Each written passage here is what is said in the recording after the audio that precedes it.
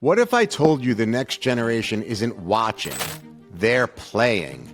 On this episode of Some Future Day, I sit down with Matt Edelman, the newly named CEO of Super League, a company connecting brands with over 1 billion gamers across Roblox, Fortnite, and Minecraft. We're not talking about ads, we're talking about worlds, branded quests, digital sneakers, in-game burrito giveaways that break mobile app records. This is marketing like you've never seen before. That range is quite extraordinary, which is why the audiences are so attractive to brands and marketers. Matt shares how Gen Z is spending more time gaming than on YouTube and TikTok combined, and how brands are finally waking up to it. We get into the big stats, guys. $50 billion in gaming and revenue, 3.3 billion players globally, and how a teenage girl created a hit game that rivals fashion runways in Roblox. I know, my daughter and her friends are totally addicted. Why should brands risk leaving the safety of TikTok or YouTube? We even talk about AI, mobile gaming, and the missed opportunity fashion brands are facing right now by not jumping into this space. If you want to understand where marketing, gaming, and digital culture are headed, this is the episode that you cannot miss. Engagement overall is so much more meaningful inside these environments. That's why brands need to be there, especially, as I said before, if they want to win the hearts and minds of the future. Matt Edelman, thank you so much for joining me on this awesome episode, the gaming episode of Some Future Day.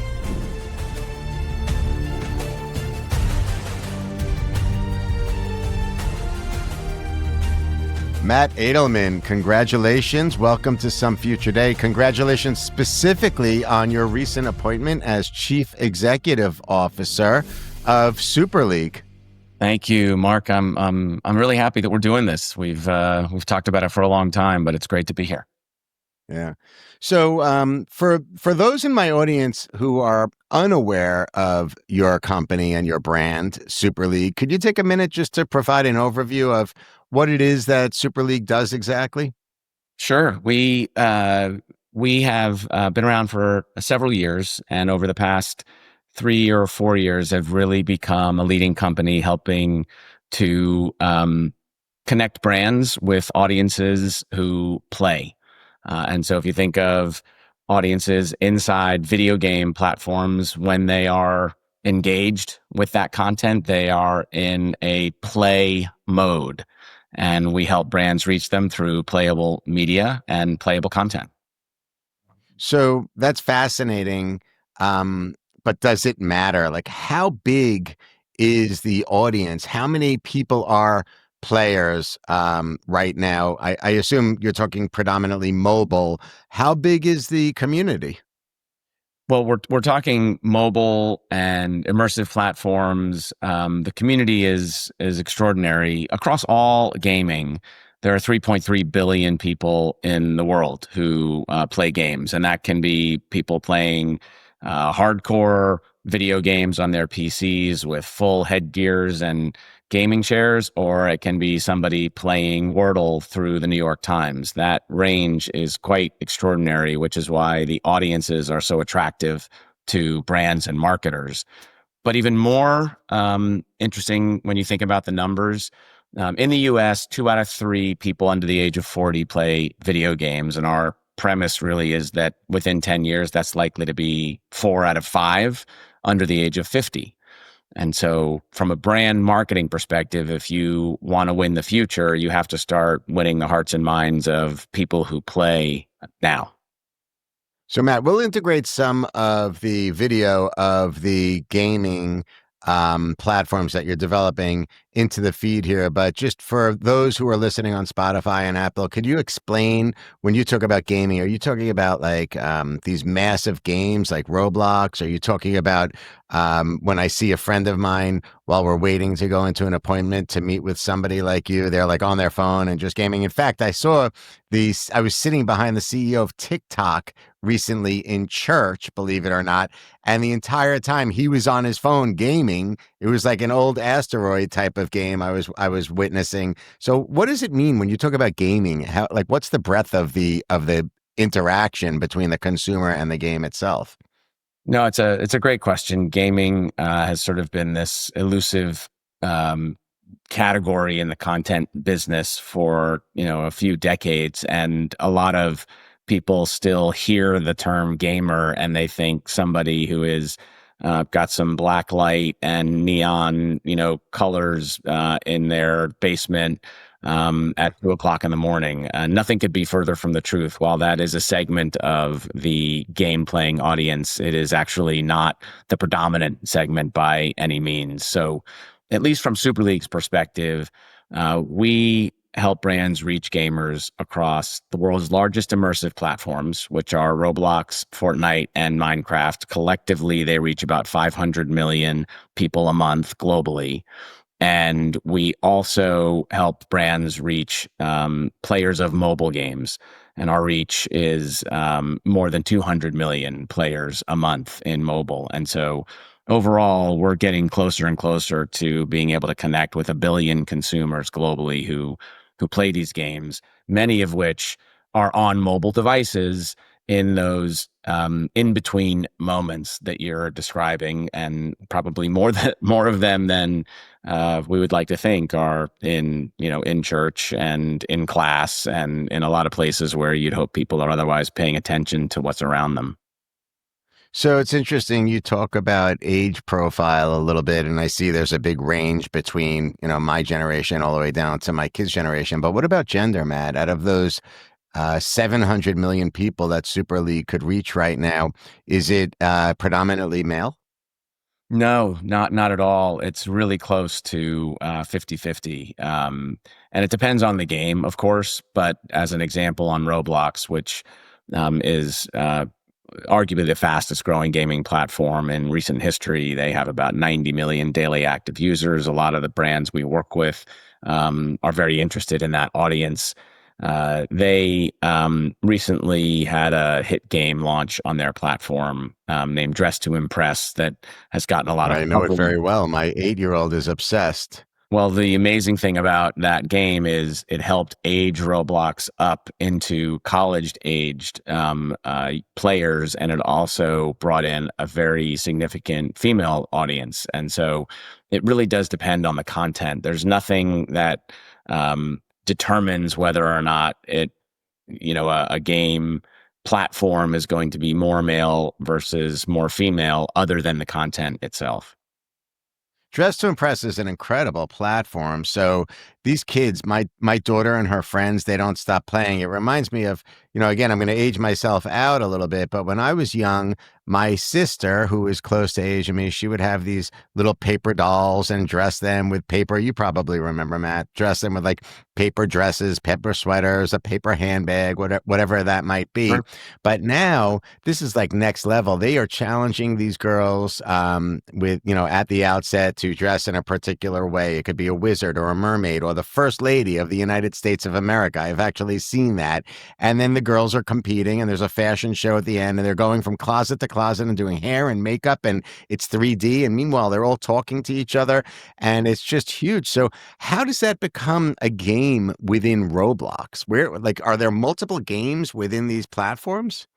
Yeah, it's a great question. I love the way you describe Dress to Impress. You are more familiar with that game than most males over the age, I'll just say, of 40.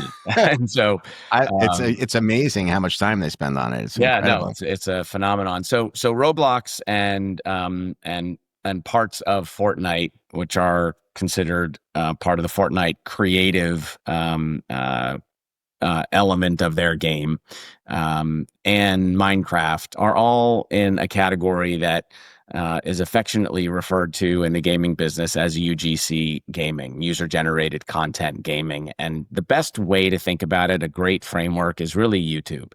So YouTube is a place where the average person has been able to become a creator on that platform. And of course, we think of them in, kind of marketing parlance as native creators. They are native to the platform. They weren't big creators of content elsewhere. They got on YouTube, they set up their home cameras or went out into the world and brought their equipment, and they became creators of content that have driven YouTube to remarkable heights as a content consumption platform.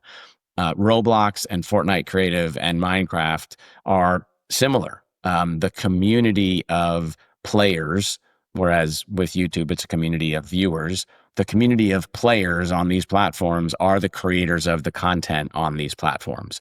And so, again, UGC platforms, Dressed to Impress, was created by a teenage, girl. And she, got into the creator tools, built this incredible game, and it took off in a way that very few games actually take off on Roblox. And yet that's the story of every successful title on the platform. Do you know who she is? I'm just curious. Like, does anybody know who that girl is that Oh, created sure. No, Trust? she has she's become a personality. The same, again, think of it as YouTube. The personalities behind the successful games or the popular games, or even games that find a niche audience and somehow make their way into, culture or subculture.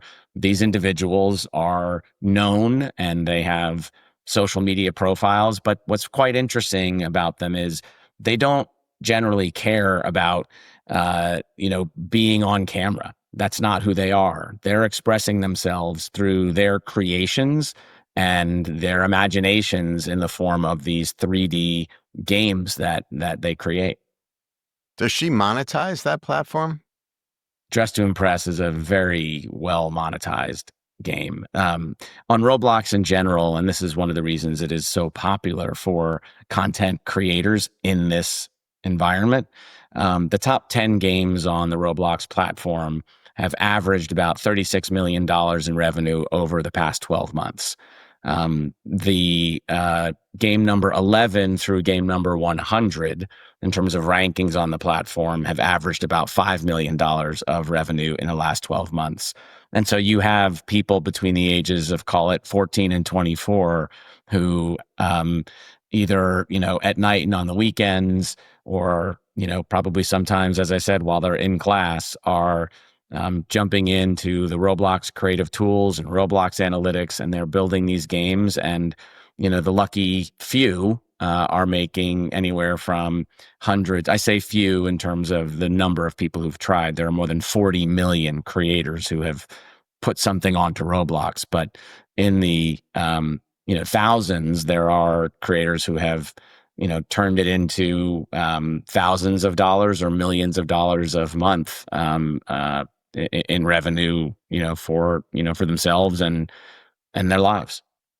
So how's the revenue derived? Is it predominantly through advertising? Is it through the sale of digital assets? Could you lay out for my audience what the main consumer touch points are in forms of monetization for the creator? Yeah, sure. So it's a little different on each platform. The primary revenue stream in gaming is through consumer transactions, and that generally occurs from what we think of as in-game transactions. Most of these games, including on mobile, they are free to play. And in mobile, free to play is heavily monetized through advertising. Sometimes you can choose to pay to get rid of the advertising as a user. And so the creator of that mobile game either makes money through advertising complemented by in-game transactions, or they make money through a subscription complemented with in-game transactions. Inside environments like Roblox and Fortnite, most of the revenue comes from, again, in-game transactions, and in those environments, and particularly Roblox, a lot of that has to do with a player being able to advance their success in the game or their progress in the game by spending money. Another form of revenue is cosmetics, where in Roblox and Fortnite, players are dressing up their characters in various and really fun ways. And so those represent the bulk of the revenue. Advertising revenue for creators and sponsorship revenue for creators is emerging as a much more meaningful source of revenue. It doesn't quite measure up to the in-game transaction dollar volume yet, but it's growing quickly. And of course, that's what we're focused on. Matt, do the gamers, the actual users of the game, do they find it to be intrusive? Do they find it frustrating where they need to pay for, some kind of in-game benefit? No, it's sort of the nature of being a gamer, especially because you're able to get access to this content for free. And so if you are enjoying a game for free, I mean, literally, you don't have to spend a dime if you don't want to. But then if you are interested in getting further in the game or creating a digital identity, which has become as important for Gen Z in their lives as their real world identity, then you're willing to spend some money to to move forward or to create that image of your avatar. So let's pull it back to Super League then for a second, but with a focus specifically on Roblox, Minecraft, and Fortnite. How does Super League then create commercial relationships with these platforms or these creators? Again, I think one of the easy frameworks to use is YouTube, and so I'll start there, and then we can dig into it further. So, YouTube's very familiar to consumers, to brands, to content creators, to media companies. So with YouTube, if you are a brand, I like to use Nike. It's just sort of a nice umbrella to think about. If you're Sure. Nike, you might create your own channel on YouTube. If you do that, it'll be a place where you put video content, but it is not likely to generate a lot of viewership. You are probably going to have to spend media dollars to boost the views of those videos because you're not going to be able to compete with the videos that are produced by native creators for audience. Next layer of engagement for you as Nike is you're going to work with those creators. You might invite Mr. Beast, the biggest branded creator, a native creator on YouTube. You might invite Mr. Beast up to the Nike sneaker factory to do a custom video on how sneakers are made, and he would do it in his style, put it on his channel, and you wouldn't, as Nike, have to spend any media dollars because that video would generate an enormous amount of traffic, and you would pay the creator to do that. One layer down is you might ask 10 native creators on YouTube to talk about Nike sneakers before one of their regular videos. Think of it as a shout out. They'll put a link to that particular pair of sneakers in the comments so people can click to buy it. And then the last layer of engagement is you might buy ads. Nike might buy ads on YouTube. Well, if you take that framework, you can apply all or some of that framework to Roblox, Minecraft, Fortnite, and even mobile games, right? You might create your own branded experience in these environments and hope that you can compete for attention with the native creators. But for the most part, you're going to have to buy media to bring people into that world. The next layer down, you will work with the creators. You will have them build custom components of their game based on your brand, maybe a custom level, maybe branding out an entire area for you. One layer down, you can insert mini games into these worlds and the games that are built by native creators. And actually, we do that quite regularly. And on some of the platforms, mobile and Roblox in particular, and to some degree on Minecraft, you can buy ads. Can you build out digital assets? You talk about cosmetics, which again, for the audience, they should understand it's not just like face color cosmetics. That includes, digital assets like apparel, swords, helmets, hats, etc. Do you as a corporation, Super League specifically, do you have the ability to create branded cosmetics in these games? Absolutely. It's part of just about every program that we run where, an extension of your branded presence in one of the ways that I just described is an avatar items, a virtual items package that you may want to give away for free. If it's a marketing program, you may want to sell to try to, bring in some revenue. It depends on your goals, but avatar items are a terrific component of anything that a brand is doing in these platforms. So, Matt, out of those three platforms, is Roblox, Minecraft, Fortnite, Roblox has the most unique users on a daily basis? Yes, it is the largest. It's also the most brand friendly, both in terms of the way Roblox has set up their team to support brand partnerships, and also the policies that enable brands to have a presence on the platform. I'm smiling because you just grabbed my segue into the next question. I was trying to lead us into that conversation. So, certainly if I'm Roblox, I'm saying, wow, I've built out this great technology. I have all this incredible user generated content. What did you say? It's about 90 million uniques on a regular basis. On a daily basis. But hmm? On a daily basis. 90? Yeah, on a Yeah, daily 90 basis. million. And now I'm giving you, Super League, the ability to monetize that. So, whoa, whoa, whoa, hold on a second. I want a piece of it. I deserve it. I am Roblox. So, does Roblox restrict companies like Super League at all? Do you have to have a special license? Are there a limited amount of companies like yours that are allowed to, that are permitted to go in and create those monetizable moments? It's less about permission and more about collaboration and capability. So Roblox has put together an official partner program. Super League is one of a handful of companies that is a member of that program. And through that program, we have a very active relationship with Roblox, both through their partner relations team, their developer relations team, and their sales and partnerships team.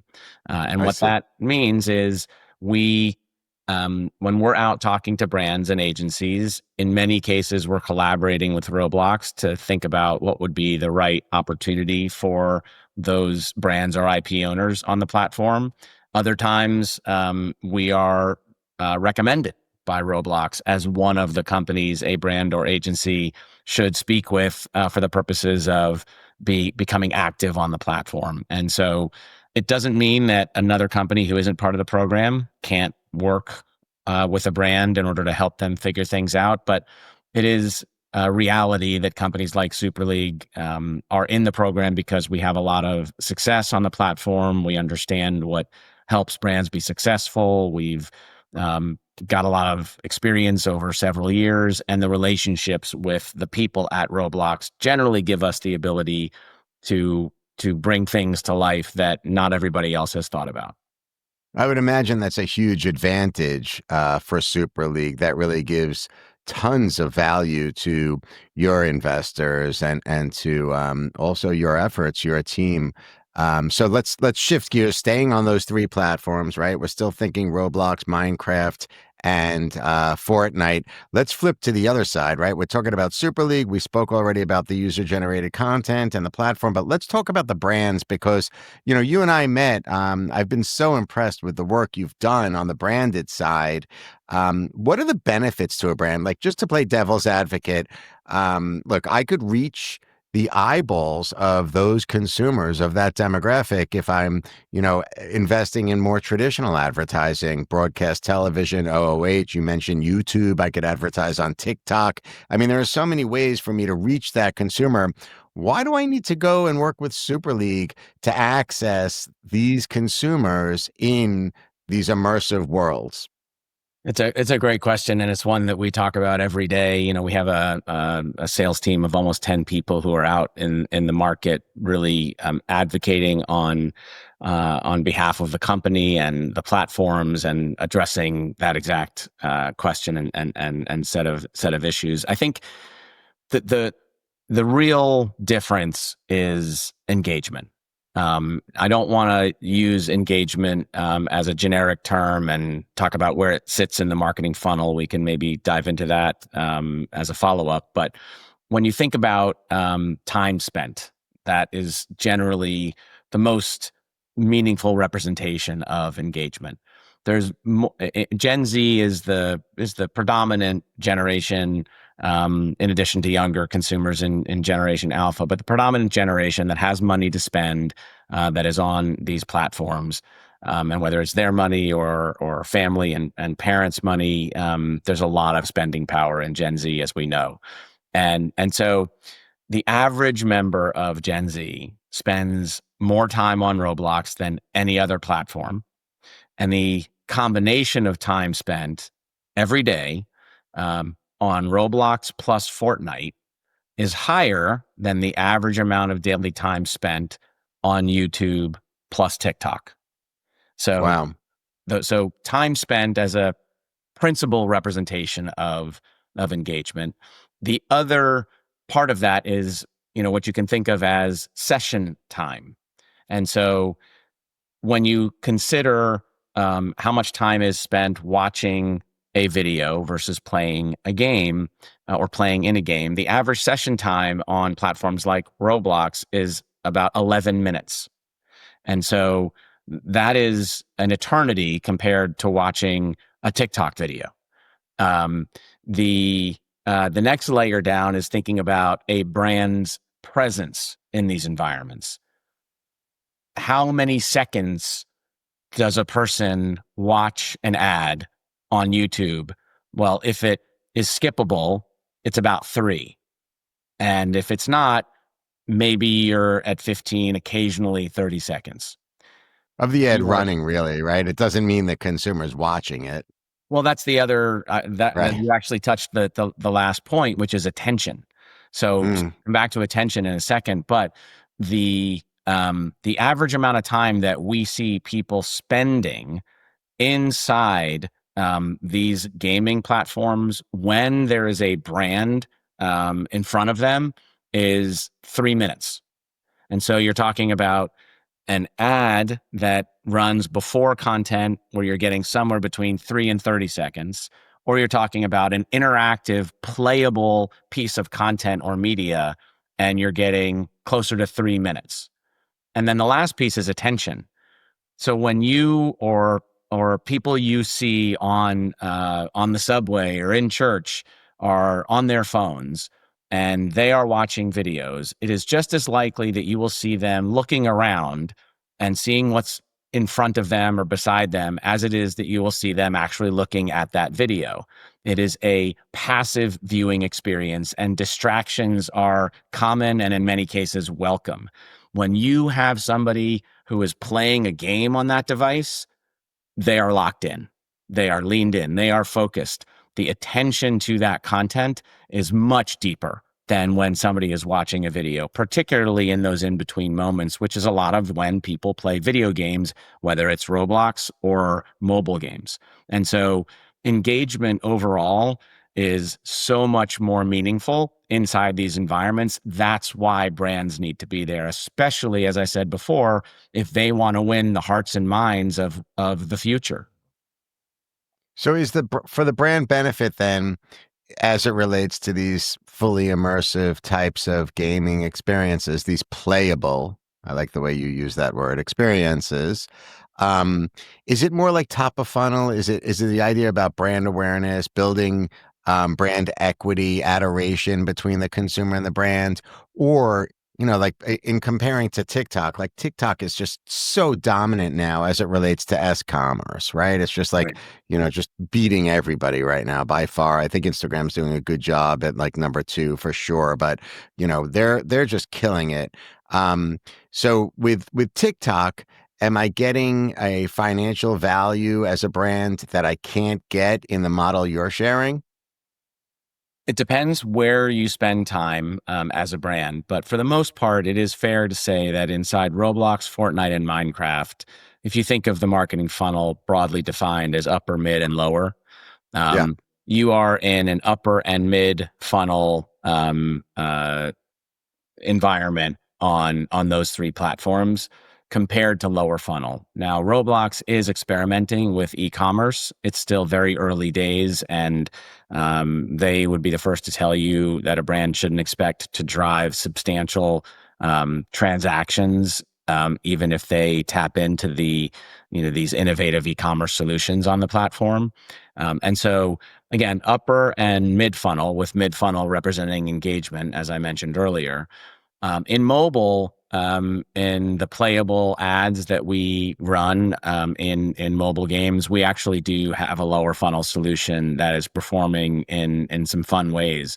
Those playable ads, effectively, what it means is you are playing an ad that is branded, and it matches the gameplay type of the game that you are already enjoying. And so if you're playing a match 3 game like Candy Crush, when you see an ad from, for example, Nike, you are playing a match 3 Nike game with Nike messaging and Nike iconography.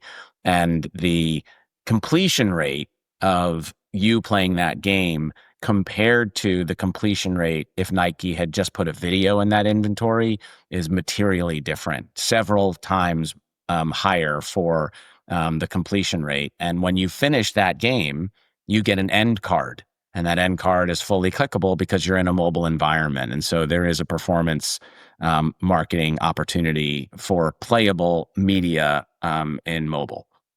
Okay, I want to stay on the other platforms, but since you took me over to mobile for a second, let me hover with you on mobile for a sec. So, if I understand correctly, Super League is doing a great job at identifying mobile playable games, trending, like the most popular mobile playable games, and then essentially skinning them for a brand to optimize interaction with their target consumer. And then at the end of that experience, the consumer receives a clickable digital asset that could be used for points, for shopping, for other benefits.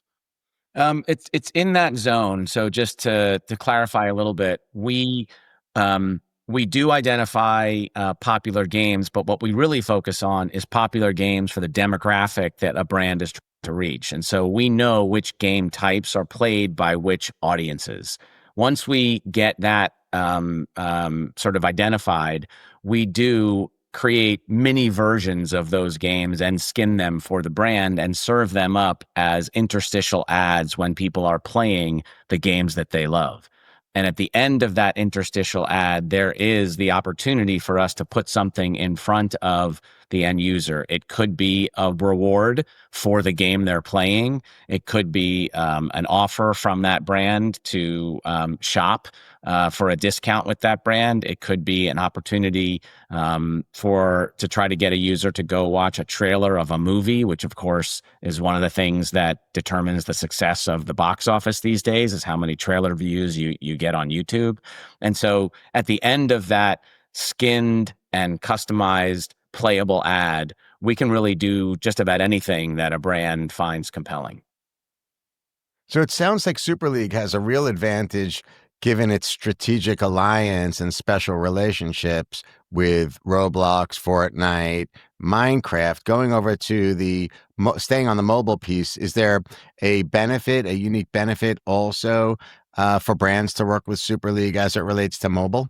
I appreciate you asking the question. So it's it's a moment for me to sell, but I will keep it pretty simple. There are two advantages that Super League has. That ad format that I described is what we think of as a native format. In other words, because we can target the ad that has a particular gameplay type to be shown to players of games of the same type, that native connection between organic play and the play of the ad itself creates a much better performance level for the ad, about 6 times higher performance compared to a standard playable ad or a standard video ad. And so that's a big advantage that Super League can bring to the table. The other advantage is we now have a network of about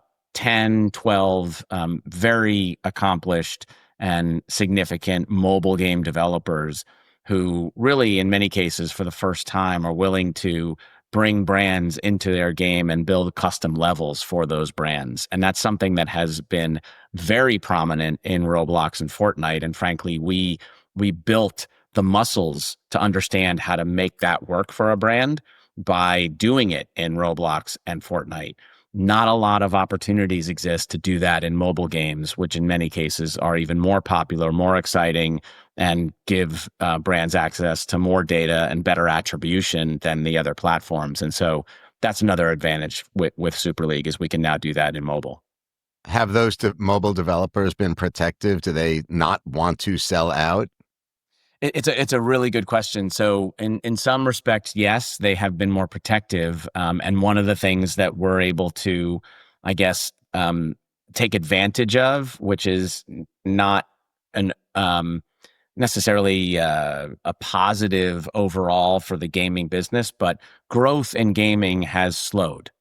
And the reason it has slowed is because over the pandemic, the gaming business accelerated about 5 years ahead of where the entire industry expected to be during that couple of year period.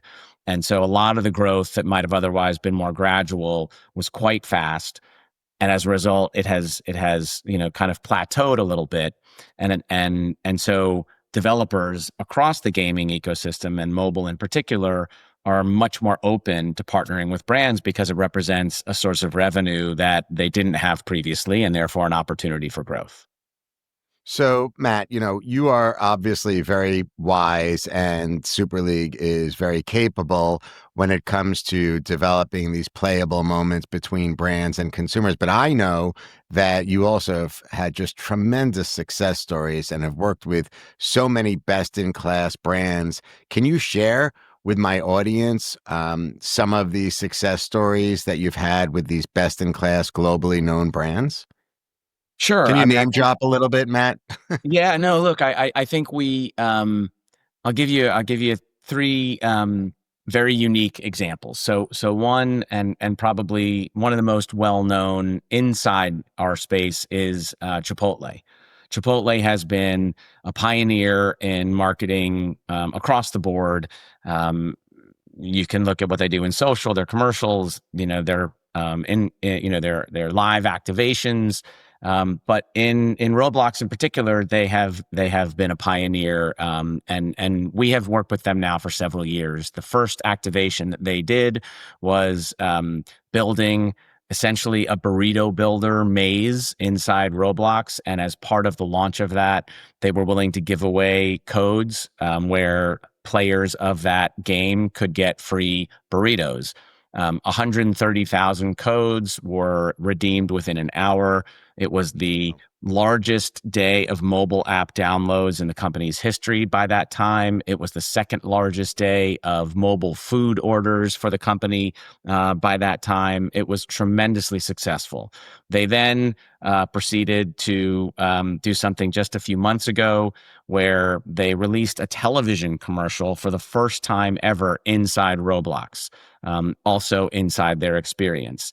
And as part of that, they gave away 50,000 codes. And at one point, we hit a peak of 1,000 codes a minute being redeemed. Wow. And then just, I think it was last week, we released another Chipotle update to their Roblox presence with an ingredient quest game where we created cards for I think it's 52 or 57 ingredients that are used throughout their menu. And it's sort of a card collection game that you can now play in Roblox, and you get benefits for completing the game as you go. And so Chipotle has been a long-term partner. They are very innovative, and the way that they think about engaging with this community gives us a lot of opportunity to play with their brand and their iconography and their creative in a manner that is highly engaging and really fun for this audience that plays inside Roblox. Another example was a Fortnite map that we created for the Gladiator 2 movie that Cool. was launched last year, and it was the second most successful branded Fortnite map ever. And we had session times of about 30 minutes, which is remarkable in terms of a branded activation. And then completely different experience was we built the Roblox world for the Olympics last year. And over the course of the games, we got about 11 million, visits to the Olympics world. And so it really has been quite diverse in terms of platforms, company types, brand types, IP owners. It's been an absolute joy to work with these brands, and it really speaks to what I love, which is um, uh, helping creative people be more successful, in sort of a commercial way. That's probably been the theme throughout my career. I'm a little creative. I can get there just enough, but it's really about inspiring and empowering creative people, whether it's inside a company where I work, like Super League, or with the partners that Super League has, who need us to be creative, but to achieve commercial outcomes. Matt, pull back a little bit from a sector perspective. Do you feel like there's a sector that hasn't leaped into this gaming and advertising space yet, and there's big opportunities sector-wise right now? And if so, which sector do you think hasn't really turned on the lights yet to the power of what you're describing? Well, it's a great question. It's interesting. In a world that much more intimately than I do, which of course is fashion. Fashion brands were very active inside immersive platforms early on, and they have pulled back. And I think one of the reasons for that is, to some degree, marketing in fashion really does need to hit that lower funnel outcome and prove that there is an ROI that's measurable in terms of driving revenue. And so my hope is that as the platforms develop further and their advertising solutions become a bit more measurable and capable of identifying, how a brand can attribute their investment in these platforms back to transactions, I hope that fashion companies reinvest in these spaces. And so that's, sort of pertinent just because it's part of the conversation with you in particular. But I would say, generally speaking, we haven't encountered a vertical that isn't interested in this sector. I mean, we work with travel companies, financial companies, auto.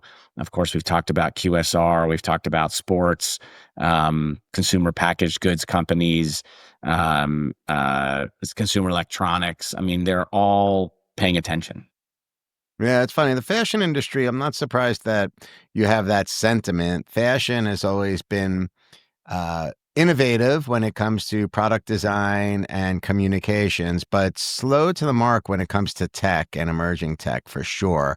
So I'm not really that surprised. But there's also the mentality of the chief marketing officer. A lot of fashion industry chief marketing officers, they like to keep things status quo. They have a finite budget, they have a formula that they go with, and if they hit those benchmarks, especially for publicly traded companies, they're golden. If they rock the boat a little bit too much, not so great.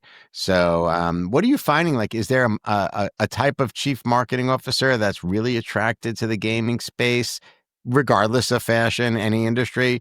Is it a particular breed who's willing to take a risk and try this, and then they've been excited about it and go a little deeper? I love that question because it gives me a chance to mention something that I think is really important for understanding why interactive and playable content and playable media is going to become so important and increasingly important. Right now, the average age of the incoming CEO for a US company is 56.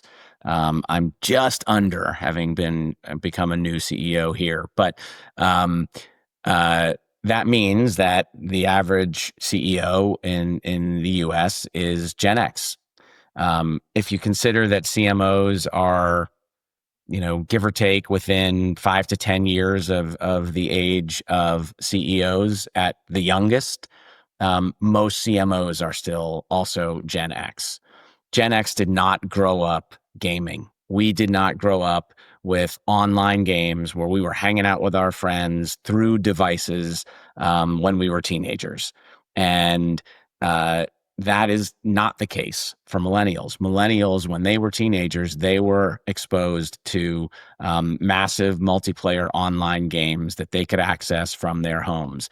Gaming became part of their DNA. And of course, with Gen X, their brains are wired completely differently because of all of the things that they were exposed to between the ages of about 7 and 13, which is a whole other topic. But I am convinced that as millennials move into those CMO seats, much less the CEO seats, which again matches what I said earlier about what's going to happen over the next decade. So over the next decade, you're going to have, instead of 2/3 of people under the age of 40 playing video games, you're going to have 80% of people under the age of 50 playing video games. During that same window, you're going to have millennials move into the CMO and then the CEO seats, and people buy what they know.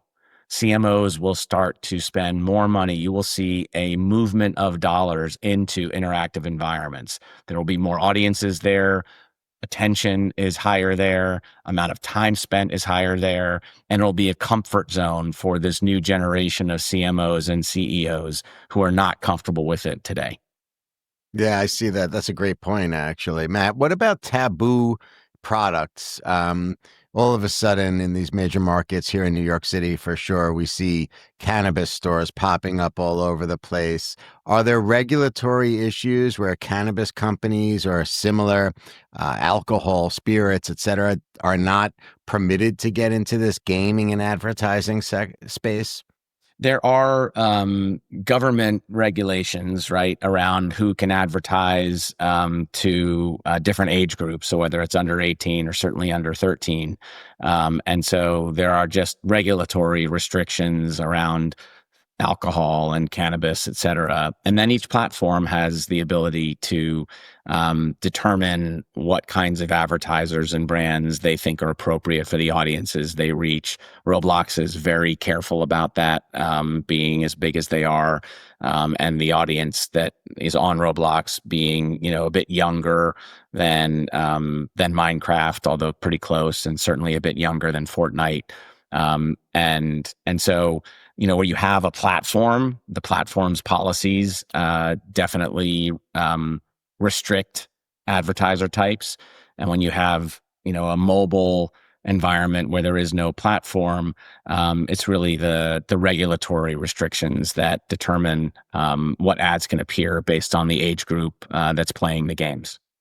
So if you were going to just, in no particular order, but list like the top 3 business sectors that benefit from this playable advertising, this gaming space, which categories would you say really do the best right now? I realize it's top of funnel, middle funnel, but a lot of brands, you can't close the deal, right? Like if I want to go and eat at a restaurant, I need to go there physically. If I want to watch a movie, in a theater, a new release, I need to go there physically. I would imagine that a lot of same thing with like an automobile. Like I would imagine a lot of those types of brands and companies benefit from this top of funnel, middle funnel gaming interaction. If you were going to list 3 of the best sectors that are most suited for this type of advertising, which would you list?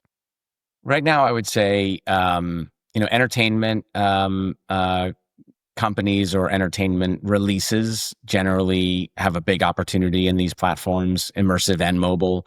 And so whether you're talking about a film release or a streaming release, if it's got the right audience match, they now see these platforms as essential components of their marketing plan.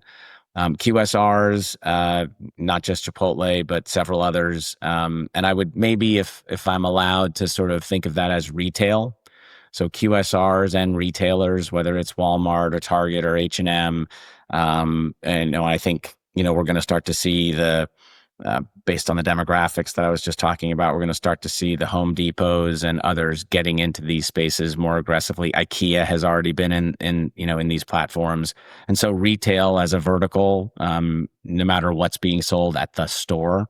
And then I would say the third is definitely consumer packaged goods. So the manufacturers of the products that are then available at retail, whether digital or physical.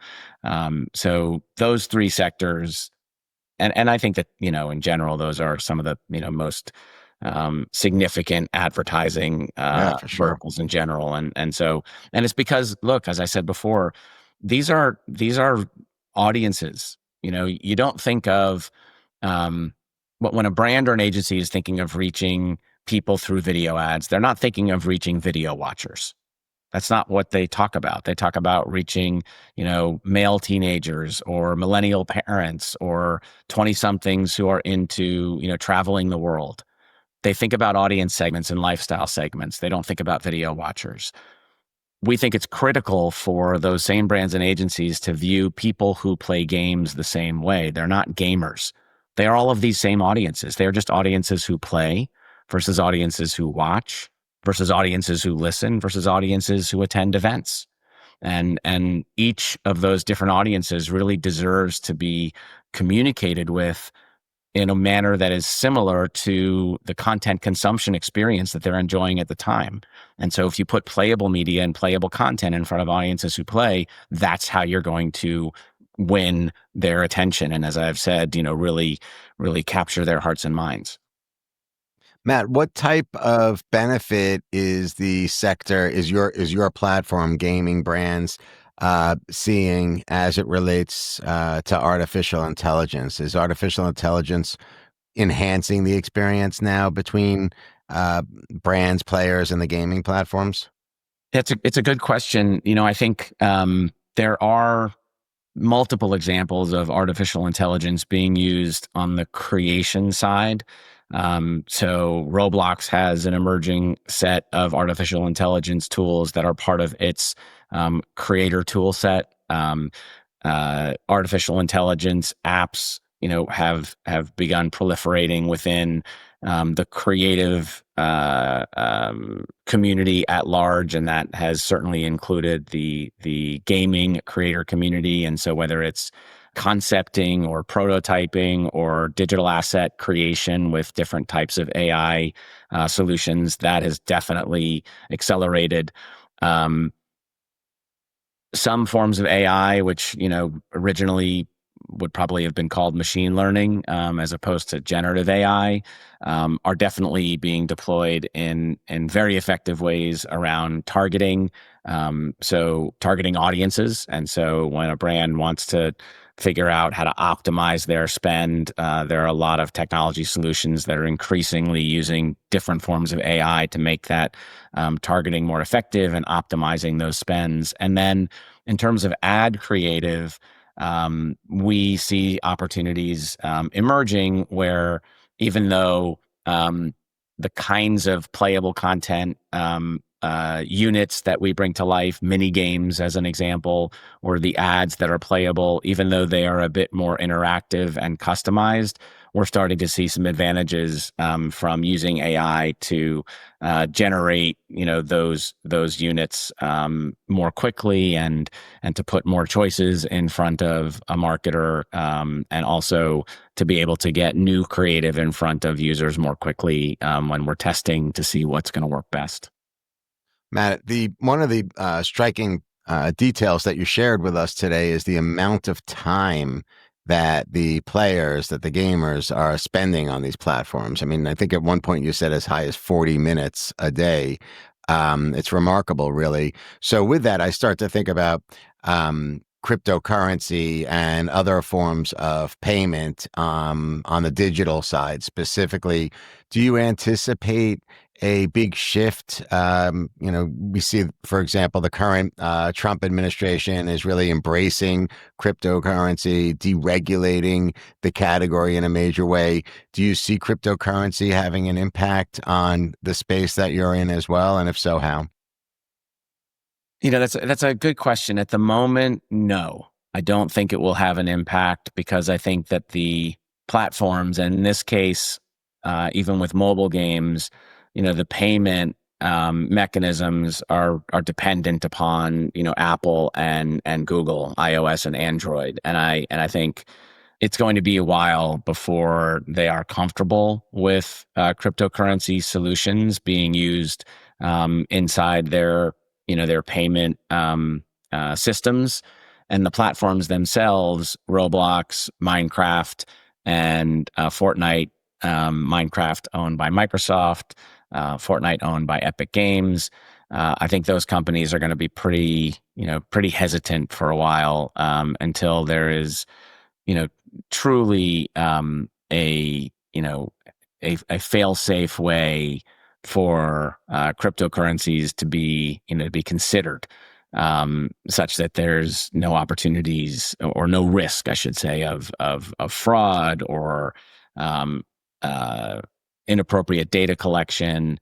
And so, at least for the time being, I think it's unlikely to impact the parts of the gaming system that we operate within.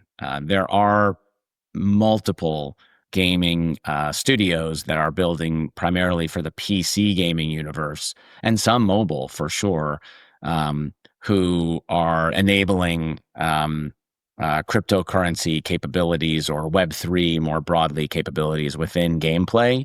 And I think we've reached the point where most of that is likely to be almost invisible to the player and just facilitate in ways that these developers hope players will appreciate, facilitate different types of payments and advancements in games. Matt, what are we talking about dollar wise here? What's the advertising, gaming, total volume looking at in 26, 27, 28? What are we? Is it real money? Sure. I mean, it's actually getting harder to measure because it is becoming sort of intermixed with digital advertising more broadly. But generally speaking, um, the the advertising industry inside gaming is predicted to be well north of $50 billion. And that has a lot to do with the extraordinary reach and breadth of audiences in mobile games, because effectively mobile games serve ads in between gameplay levels or gameplay moments that are just standard digital video ads. And we're using that inventory for playable ads, but there are still more brands buying standard video than are playable ads. We hope to kind of continue to climb the curve and dig into those video budgets. But digital video advertising is the most significant and largest piece of the advertising ecosystem and the fastest growing. And so the fact that a lot of that is now showing up in gaming is exciting. And Roblox actually just announced rewarded video being available as an ad type inside Roblox, and a big partnership with Google to enable buying those rewarded video ads through Google's ad platform. And so I think that the spend is only going to move more quickly as capabilities advance in terms of ease of buying, better targeting, more clear attribution capabilities, and as I said in mobile, the demonstration of the power of playable ads, driving even more video budgets to focus on the value of those of that money being spent with against audiences who play, and not just audiences who watch. Very cool. So, Matt, last question now, and then I'll let you go. I end every one of my episodes with the same format, the same formula. Basically, I give my guests a lead question, which incorporates the name of my show, Some Future Day, and I allow for them to finish it. Are you ready? You have I hope no, so. there's I no, hope so. you have no choice here. You are either in or you're not in. I mean, Yeah, but look, your choice with you just is like a like you're in. gamer. just like a gamer, I'm leaned in, I'm focused. So I hope right. I can pull it off. I'm going to keep it real macro. So, in some future day, gaming will become. In some future day, gaming will become the predominant form of content consumption for more than half of the people on Earth. That's huge. That's huge. Matt, thank you so much for joining me today. It's great to see you. Thank you for all of your sage wisdom. I wish you all the best. Thank you so much. The conversation was terrific, and it wouldn't have been possible without your insightful questions. And so I really enjoyed today. Thank you. Thank you so much for joining me on this episode of Some Future Day. I know your time is super valuable, so I hope you learned how you can leverage emerging technology to improve your life. And exciting news, my new book, Some Future Day, How AI is Going to Change Everything, is now available at Amazon, Barnes & Noble, Target, and other major booksellers across the globe.